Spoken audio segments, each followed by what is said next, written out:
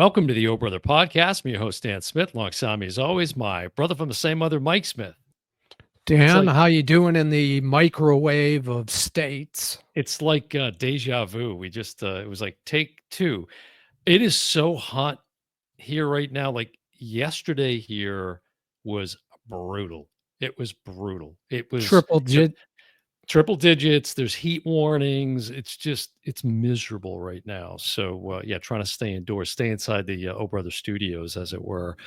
Like we're back. It's funny because you came on air and we just had a little sort of exchange, and it was another one of those examples for us of like we're totally in sync, but it didn't quite. And then I stepped all over you and killed your bit. But I had said from Superman to Sinners is a pretty appropriate transition from our last episode because as was your comment, we struck a nerve, my friend, with the I Superman guess. episode. We knew we were going to. And I don't want to make this all about sort of Superman episode part 2, but since we got so much feedback on that episode, good and not so good, which we expected, Right. I felt, there were certain things because we've said this all along. We want to hear from people. We want you to engage. Now, if you're going to be a total buffoon, Right. we're not even going to acknowledge, right? Just And there like was moving even a on. comment, a guy commenting about somebody who is being disrespectful to us, which we really appreciate. We Well, don't, Well, more importantly, that the comment from this guy on YouTube was because somebody just dropped a one-liner, and I'm sorry, but nobody came out. Very few came out with a very well-articulated argument against anything we said. right. And part of the problem, as you pointed out, is, and folks know this, but most of you out there were reacting to a clip that was promoting the episode. And so it was totally out of context. Yes. And that riled some people And if up. you And watch the whole episode, we defend every point we claim. and at the very top, I put the disclaimer out that said, I don't want to hear about you're not first in the comics and this and Right. that. That Right. was not what we were evaluating it based on. And I don't know where it came off that we were homers for Man of Steel, but that isn't Right. true We didn't either. even mention it. No, I mean, okay, you had it propped up behind you, but you had all the Superman films laid out Right. I just to still sort of have, show. you know, Yeah, you may want to, maybe get that, push yeah. that out of Well, frame. Yeah, but yeah, so it was the comment that this guy was reacting to is one where they said boomer take, which, right. Which if is I might, Mike, I love you, but if I might just defend myself here, not a boomer. not Gen even Xer here. close. Gen Yeah. Xer here. There's a pretty good chasm between the two of us. So I Yeah. took great offense at that comment. But, again, if you go back and watch the full episode, you still don't have to agree with us. That's okay. And And I like think, maybe we're a little harsh, using the term popcorn eaters, because that set off a few alarm bells for folks. I want to go back and retract those comments. And now I will say for future episodes, when making that reference, I will say consumer concession vessel eaters. That is what I will from here forward. And Mike is holding up the O Brother CCV, as it were. So, anyways, anything you want to comment on in looking no, back at that just episode? the boomer comment.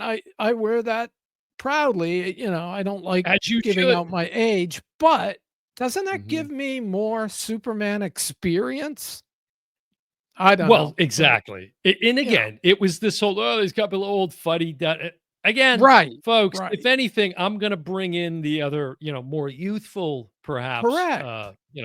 take And here. sometimes So, we're on opposite sides, and I do right. think it's generational. Right. But again, we laid out our argument in the full episode. So, say what you want. And again, I appreciated all of the engagement, and Right. we were not and still are not begrudging anybody who liked the film. No. In I fact, wanted to like it. I just correct. don't because it Correct. wasn't good. Anyways, But I am happy for those who liked it, of or course. any movie. You invest 2 hours of your life and God knows how much money. Yeah. Now, I want you to like it. I'm I'm not gonna happy when people are liking Yeah. movies. I'm not gonna generalize, but it did seem, from everybody I've talked to and many of the comments, again, not generalizing, but many, from the younger generation, very young generation, Gen Z, millennials, whatever, and folks that, again, are very steeped in the comics. That Mhm. seemed to be where people were coming from for the most part.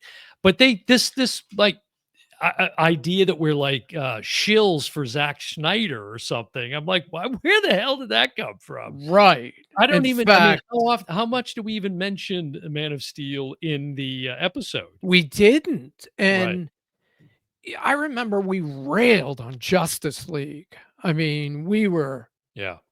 and I don't think we Absolutely. did a full episode, but we railed on We that sure did. 4-hour. Oh, Did we we? sure did. Oh, yeah, go back and it's on Wow. the channel, absolutely. You can That's find it under the DC playlist on the Oh Brother podcast. but, I and again, Sinners is what we're talking about, but just one Sinners, yeah. last comment is one thing I will say about Zack Snyder, I didn't really like his trilogy, but he knows how to tell a Mm, story. He told a mhm. coherent story even in that 4-hour arduous take on And the that is Justice something, League. yeah, again, I kept trying to get people to say, "Okay, why did you like it?" Like, break it down. But a couple of people did reply, and they were, they did a really nice job, I thought, elaborating on why Right. they liked it, why they just to justify their own take. But again, not begrudging anybody that liked it. Now, No. we will say, if you look at the box office right now, I don't care what the headlines say, soaring to 400 global. That's terrible, folks, if you're going to measure it by the box office. That's Right. not good. It's not good. And And the international draw is horrendous it's by most awful. accounts. And people are saying it's because Sorry. the movie's woke, and we didn't even I didn't mention that We didn't even other talk than it about wasn't that. an issue. No, exactly. That was But I not an will issue. say this, Jurassic Park Rebirth, which is sitting at like 600 something million, is horrible. Mhm. Okay? If I had to rewatch one of those 2 films, I would go to Superman every day. Boomer take. Boomer Yeah, take. Mike with but the boomer take over here. I'm telling you, Anyways, but really, let's get to it Sinners. we're all about the engagement, but again, if you're gonna be a total, Right, jackass, then, right. we're just not gonna We acknowledge respect that. everybody's opinion. Totally. Yeah, absolutely. Absolutely. Good, bad, whatever. This is just our opinion at the end of the day, as is what you are sharing with us. It's just an opinion. So Right. anyways, let's have some fun. Let's talk about Sinners. Now, this is a film, Mike, that you saw. I don't think you saw it in the theater, did you? I did. See, I'm envious of that. This is a film I wished I had seen in the theater. Now, it hit the theaters April 18th, 2025. So, we're a little late to the review here, Right, but and I did a rewatch. you'd been talking about this for quite some time since you saw it, and you were sort of curious to get my take on it. And so here we are. Here's that episode. But it just landed on the brand new streaming platform HBO Max, folks. Oh, July yeah, 4th, never heard of that. July 4th, which I think, didn't that coincide with the Superman release, by the way? Anyways, It was uh, close.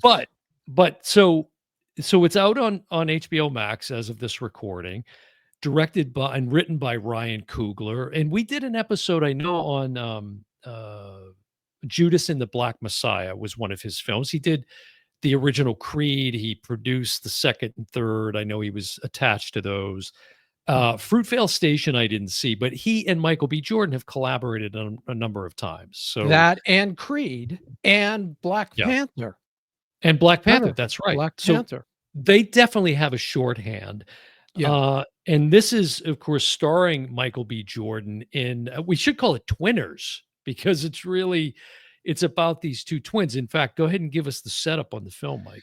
Yeah, it's about these 2 twins that, are coming home to Mississippi from Chicago. Apparently, they kinda made their bones with Al Capone and became kind of players, and now they're returning to Mississippi to open a juke joint, Right. and that's the main story, but until you get to about the halfway point and things change Right. quite dramatically. And I got a great analogy for this film, Dan. It's like you give me a jigsaw puzzle to put together, and Mhm. I'm putting it together and I'm having fun and I like the outline and I'm looking, and then all of a sudden I'm like, I can't find this piece. I can't find that piece. And I'm squeezing pieces in that don't belong. And I find out that you tricked me and you gave me like bits of three different puzzles. And I was working on three puzzles, but trying to frame it in one. So That's kind of how I see this movie. is that a negative critique or is that a positive critique? And I I know think you yeah, you it's had said negative okay. because A, it's a period piece. Hmm. B, it's a horror film. Mhm. C, it's a gangster film. V, it's a flat out vampire film. So How that's a lot of mouths to feed. but I'm here to say that Ryan Coogler did a masterful job at threading those things together. This is like I can't think of a film that I've seen recently like this is it felt very unique. Now, vampire movies are not unique certainly, right? But and he drew a lot of inspiration from a lot of different filmmakers, Yeah. a lot of different films. Uh Especially with twins, because he sure, talked to Chris absolutely. Nolan, who's done it, That's right.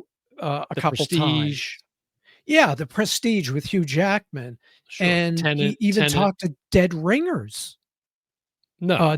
David Cronen, Did he? or he talked to Oh, somebody, not Cronenberg, I don't think he's right, with right. us, I but he talked exactly. to the That's what person who filmed that because that mhm. was like I remember seeing that. I had that on Laserdisc. I remember it would what a Tough creepy watch, yes.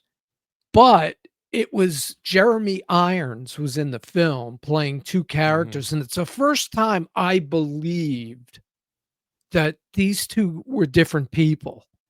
mhm. And Michael B. Jordan does the and, we saw this recently with Robert De Niro and Alto Nights, which did horrible.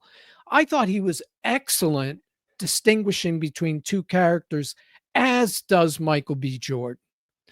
Yeah, Even it looks taller.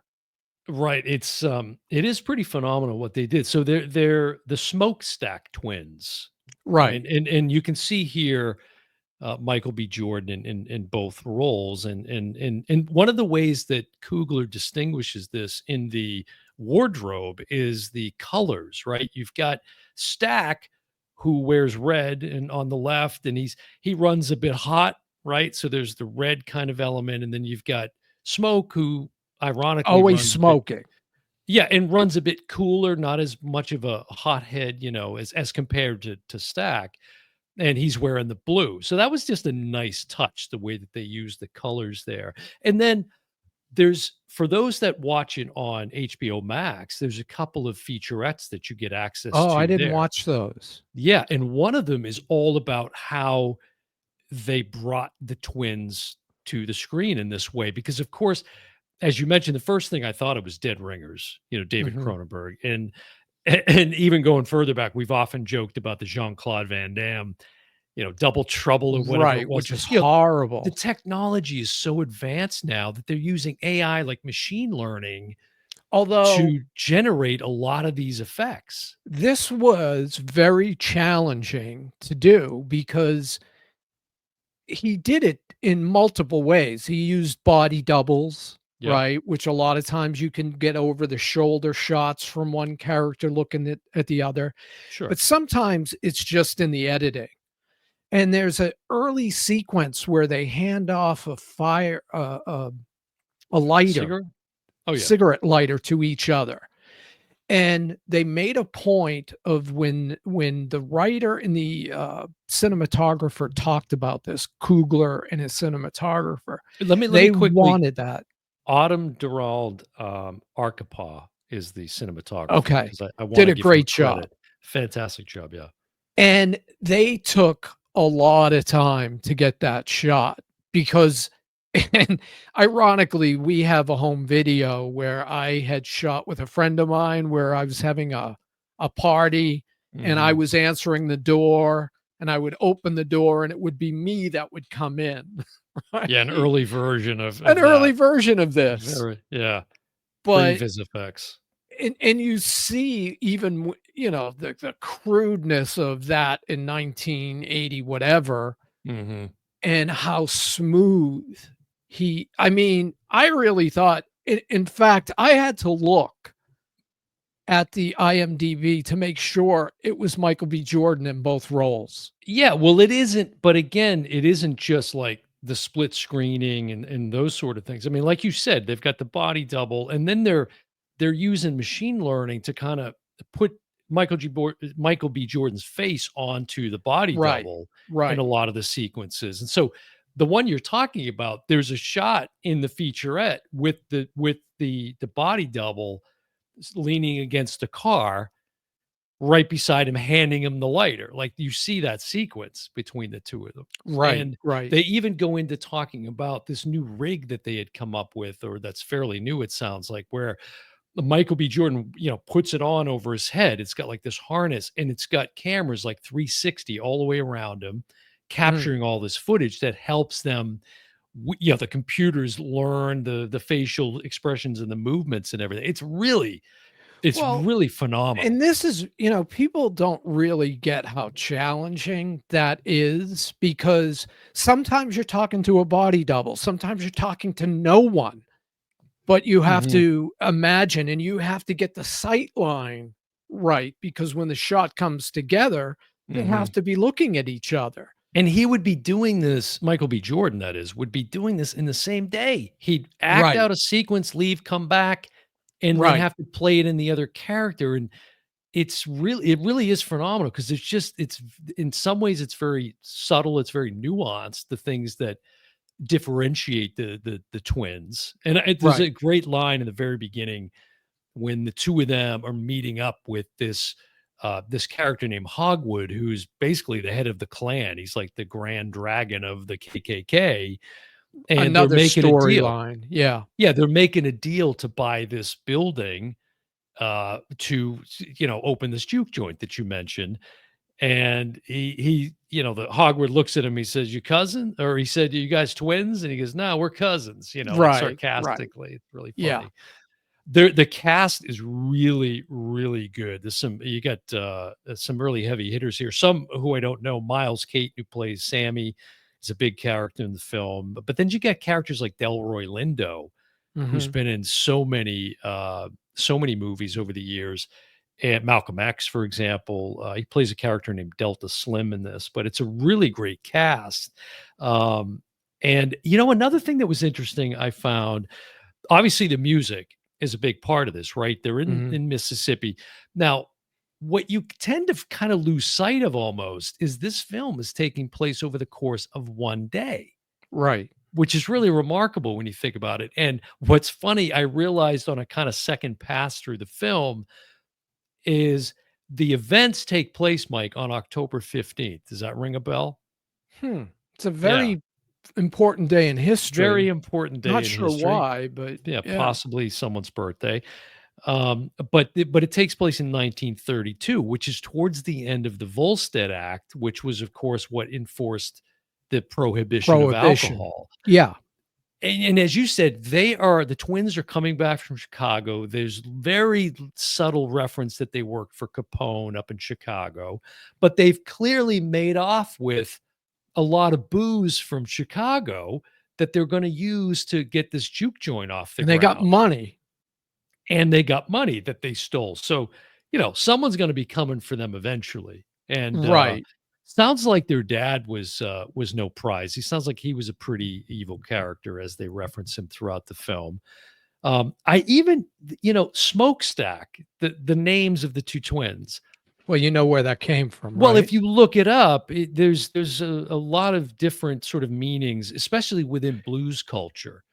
Right, but he where he got it was from Coogler, you mean? Howlin' Wolf, Ryan Coogler. Right. The band that's a band. Well, Um, it's a guy who goes by another name, but ended up being known as Howlin' Wolf, who had a Howlin' band. Right, Right. and it's a song called "Smokestack Lightnin'." Correct. That's Correct. what Which which is a great old blues song from, the 30s. I think Howlin' Wolf died in like 34 or something of a heart attack or Mm, something. But and I love that old blues. I was introduced to Delta blues music, believe it or not, back in a music appreciation class that I took in college, wow. and listened to like Robert Johnson and a lot of those old blues players. So that was, to me, I was really into that. I don't know. I'm not sure if you kind of, were more Well, disinterested maybe in that angle of it, but it plays a big role in the film, the it does music. play a big role, although it stuck out at times to me where, like, there's this one, and he talks about his inspirations for the film, and there's a lot of them, but one of them is an Mhm. episode of The Twilight Zone that he Mm, references, and I've seen the episode multiple times. you would know, But yeah. there's one, uh, time where Sammy's playing some blues, and all of a sudden it goes electric, and we're in a fantasy, I and love this. the electric guitar screaming, and it Well, I was love this because at the very beginning of the film, the opening title sequence, there's a narration by one of the characters, and she's basically describing how, there's certain people who have the power, the gift of music, right, and can play in a way that can conjure up spirits, and it can break down the veil between, the past and the future. And but there's also this kind of good and evil thing going on. And, of course, the devil's music. It's like, Delta blues. I mean, right. there's a lot of that But, associated with it too. let me ask you this. For the first Yeah. 50 minutes, okay, there's that opening narration, which kinda sets up this kinda Hmm. otherworldly kinda thing. Right. But then it's kinda played straight for 50 minutes until I think Smoke goes to, I don't know if it was his former wife or a woman that he had a child with that they lost, Hmm. and they don't really go into that story much, but then Hmm. it comes out he's wearing this, like, amulet or something around his neck to protect him from spirits. Right. So, that all of a sudden, that element comes back into the film at the 50-minute mark. Up until that point, there's nothing that would Right. tip me off that this is gonna be a horror film. No, I agree with that. I think you're right. You think you're watching a period gangster film, A period essentially. gangster film, and then all of a sudden it goes full-blown horror. Total 180. Total 180. Yes. But it's done in such, I felt, a really masterful way, in Well, my I opinion. found myself really enjoying the last 40 minutes. I was Mhm. like, "Man, this is so entertaining," and I liked Michael B. Jordan through the whole thing. I mean, Mhm. he just Here's a knocks it out of the park. here's a shot of the cast, and you can see the woman in the sort of red or orange sort of colored dress is the character you're referencing, that they had a relationship, and Correct. she practices this. um, it's called hoodoo. It's not really voodoo, but it's hoodoo, and it was very, uh, I guess, popular in the African American culture at that time, kind of warding off evil spirits and things, and Well, when uh, you read into Ryan Coogler's research, yeah. he had consultants because one of the things that stuck out to me in the beginning was, okay, the clan thing, I didn't really get that. Oh, well, I'm hold not on, hold sure. on, because through a rewatch, I think what I found was there's an early sequence where the twins are making the deal with Hogwood, the clan leader. All Right, right, which and they're looks like John Goodman's well, he doppelganger, you looks like know? the guy right out of, Cool Hand Luke, which we were recently Yeah, talking about, right, right? What we right. got here is A a failure failure to to communicate. communicate. But they're in the building. It was an old mill, I think, is what Right, they bought, and they're one of the twins is kneeling down, and he's looking at the floor, and he looks up and he asks Hogwood, he says, "You washed these floors recently?" right. And Hogwood just kind of ignoring him, engaging the other twin, and then he said, what was on them before? What was here before?" I think what we're finding out very, very subtly, once you get to the end of the film, is the Klan has used this building before to lure African Americans into that building and ultimately attack them, which is what the plan is by Hogwood and the Klan when the juke joint gets open, right? And they've got all of these the black people in there, who are most of them are slaves at that point, right? And they're working the Right. cotton fields and everything, Right, right. as Some of is them they got right from the fields. yeah, it's depicted in the film because one of the lead characters is played by Jack O'Connell. Great performance as one of these Southern vampires, essentially. He's telling them there's this scene where they meet up, the character Remick, Jack Mhm. O'Connell plays, kind of Right. the An lead vampire, Irish cat. an Yeah, Irish immigrant, right? correct. And he's telling them, he's basically saying, the Klan is coming to kill you. Like, so Well, I pieced it together when I went back and watched that opening sequence. I think there was blood stains or something on the floor that he was possibly maybe. picking up on. Yeah, I might be reading too Totally, much I could into it. I see don't know. that. I could see that. I Yeah, didn't pick up on it. I don't know how many people would, but when we first meet Remick, yeah. he's, like, trying to get into this house because he's being chased by Choctaw, Native It Americans. right.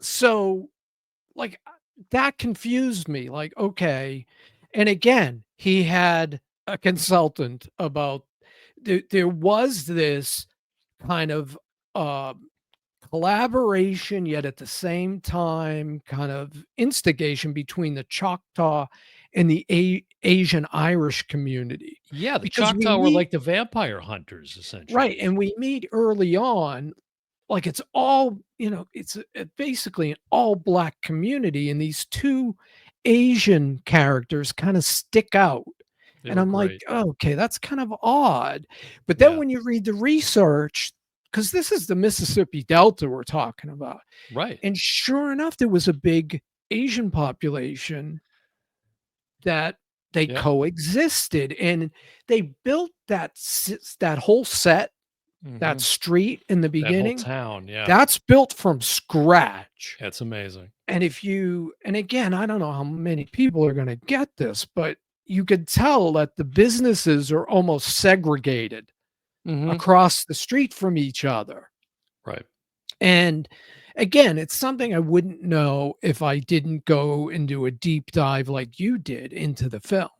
Yeah, well, and that's the thing. I mean, that's another thing I respect about it because Ryan Coogler was just so well studied on all of this, as I think he's been with anything he's done. But this is definitely this is a different thing for him.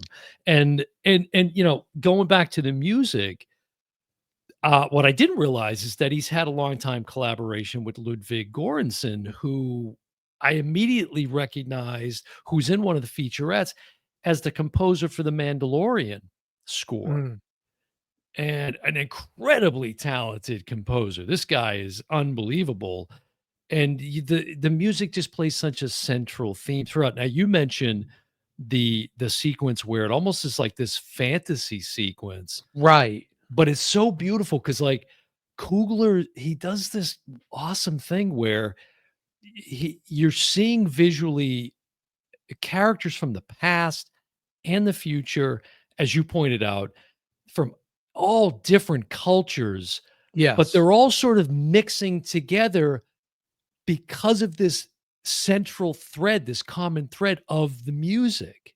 Right, right. That's how I interpreted it anyways, and I just thought it was so those sequences were so beautifully filmed. I mean, the film is a gorgeous looking film. It's Yeah, I beautifully shot. I've nothing but positive Fantastic. things to say about the direction, Yeah. the acting.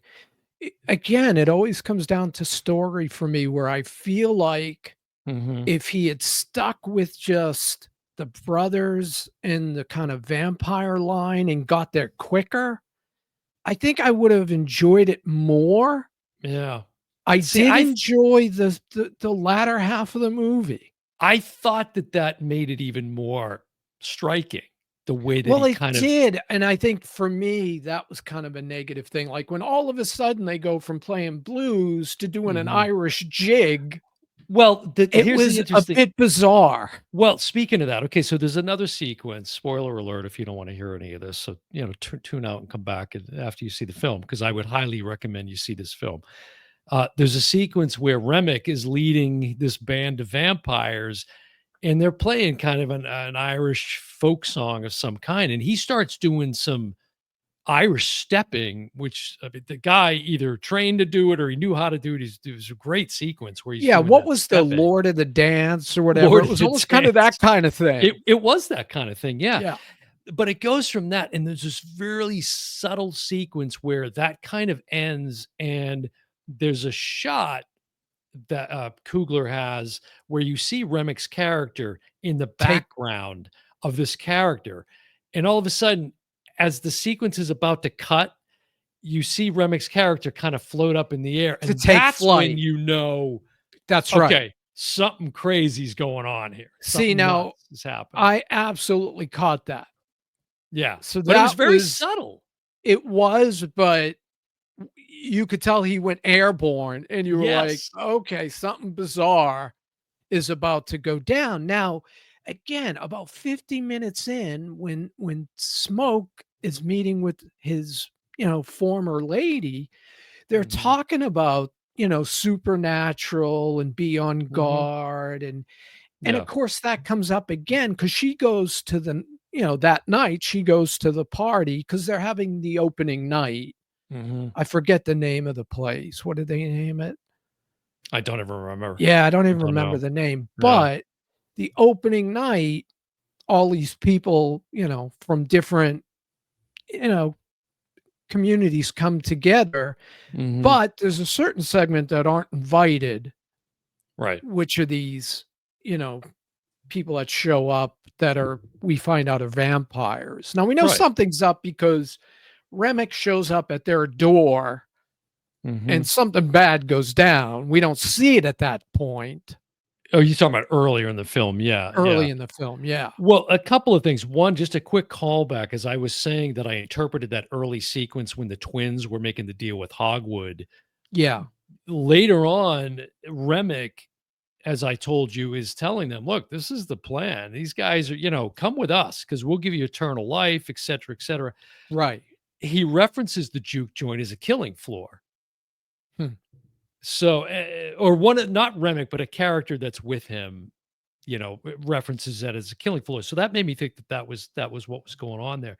Here's another example of Coogler's, I think, research that he puts into films, especially this film. At a certain point, I was like, there's a sequence where you're like, okay, why aren't the vampires just kind of like storming the barn here and just going to They have to town be on everybody here? invited in. They Yeah. have, I didn't know this about vampire lore, right? That there Yeah. has to be an invitation because houses or these edifices, these buildings are kind of come with this magical connotation, or they kind of act or represent a barrier. And so if they're not invited, if they storm their way in or force their way in, it can weaken their power. Yeah. And I'm like, that's a fascinating And little he nugget. also follows you got to kill him with a stake to the heart. Yeah, those tropes, those Yeah. typical tropes. Yeah. Now, Mike, budget on this, but ended up around 100 million bucks, right around there.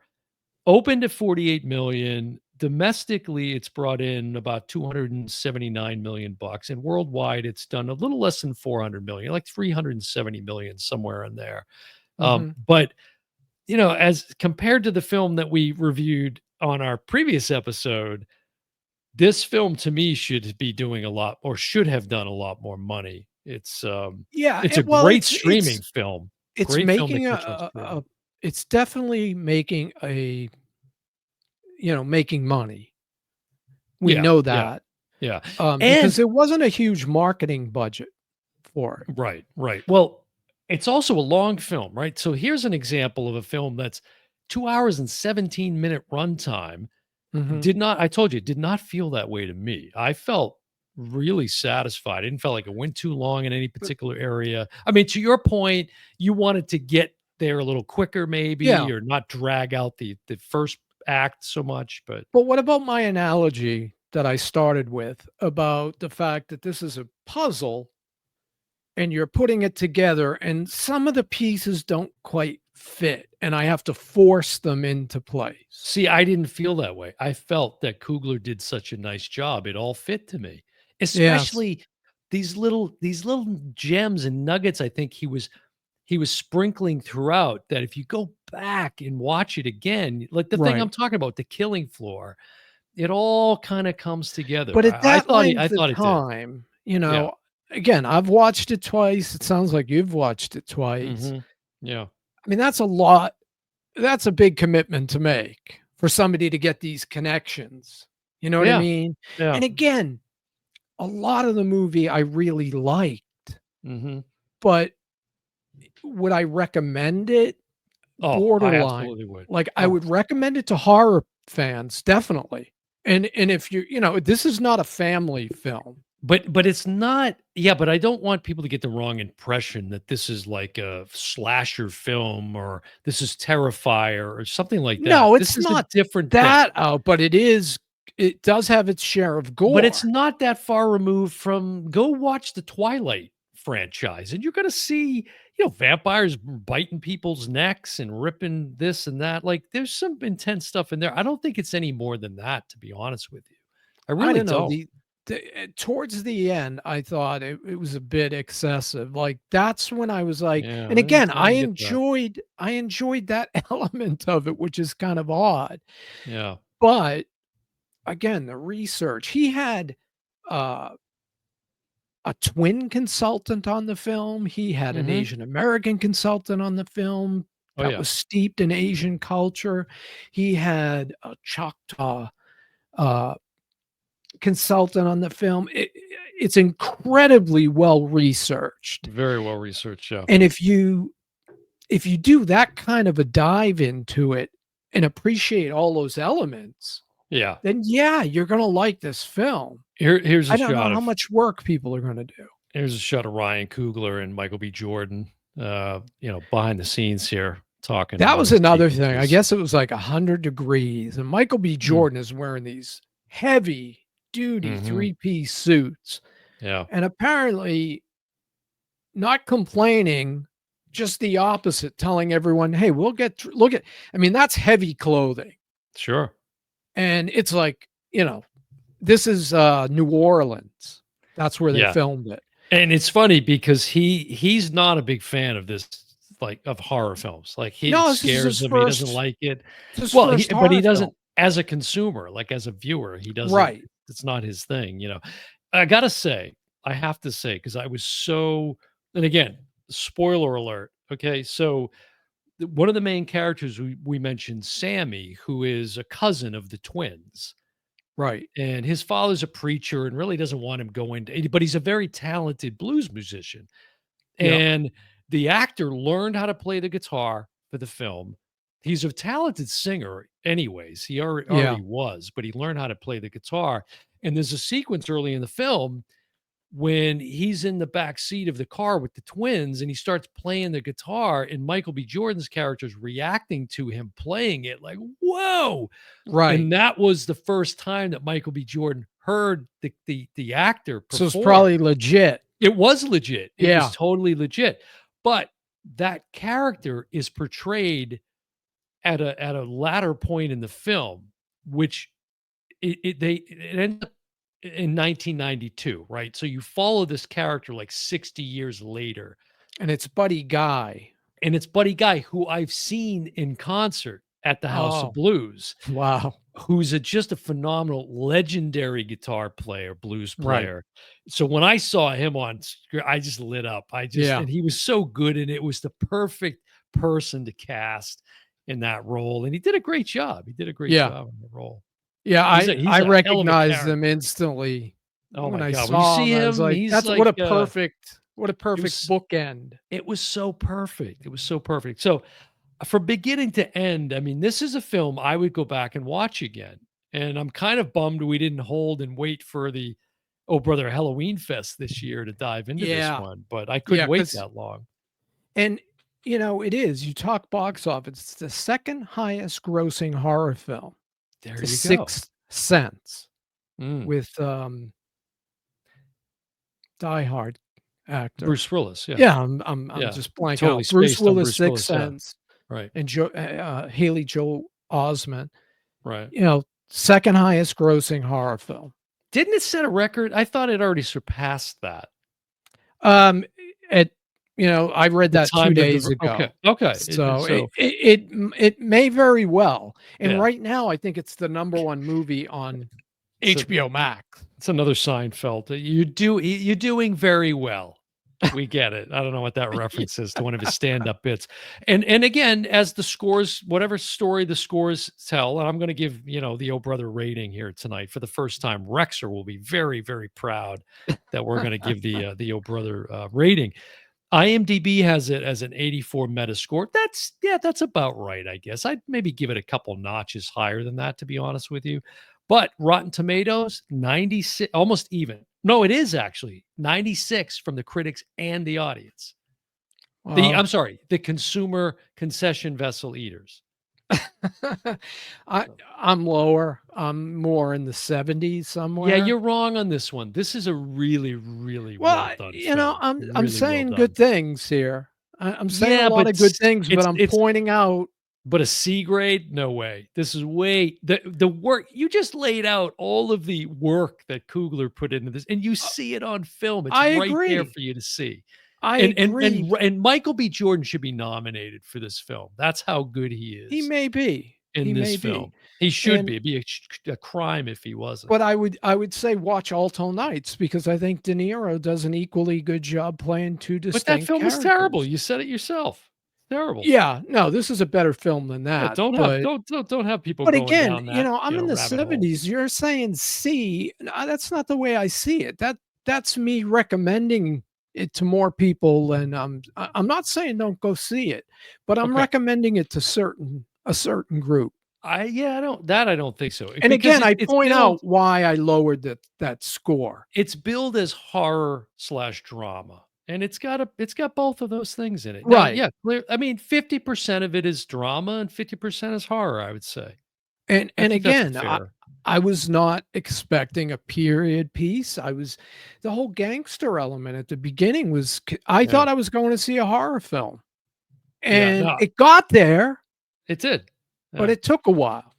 Yeah, it did. So I see what you mean now. Obviously, once I was watching, I was like, "Oh, this is what he was talking about." Because you said at one point, "I don't know what to make of it." I'm not Yeah. really sure what to make of And it. I'm glad we did it because it forced me to rewatch it.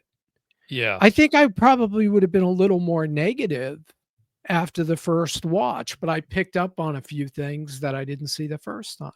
We're gonna have to start a Ryan Coogler playlist on the Oh Brother YouTube channel because we've got Sinners now in the can, and then we've also done Judas and the Black Messiah, which I've got here. And So one go that back and Michael watch B. that Jordan episode as will well. want to forget, and this is relevant because this opens this The weekend, Fantastic Four. the last iteration of Fantastic Four. Michael B. Jordan played Johnny Storm. How many people Mhm. remember that? That's a deep cut. That's a deep That's a cut. deep cut.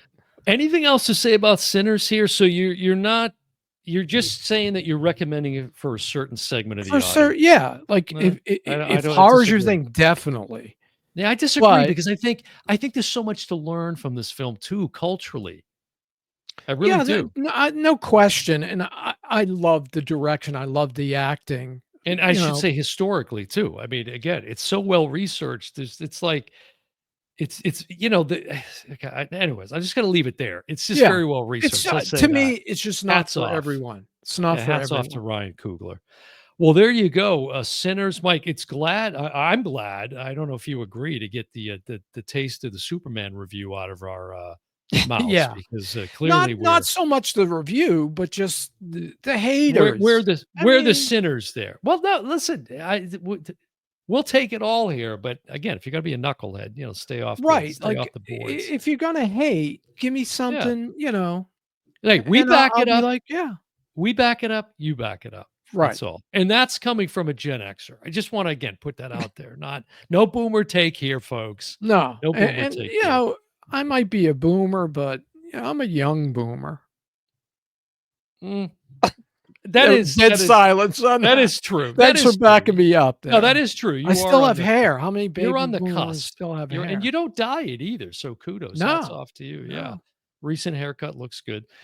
Well, there you go, folks. Sinners, the old brother review. Let us know what you think. As always, as we were just talking about, we do want you to engage with us. So we appreciate, when we go back and forth and we try to engage, in kind, respectfully, politely, but we do want to hear from you. So if you've seen Sinners, let us know your thoughts on it.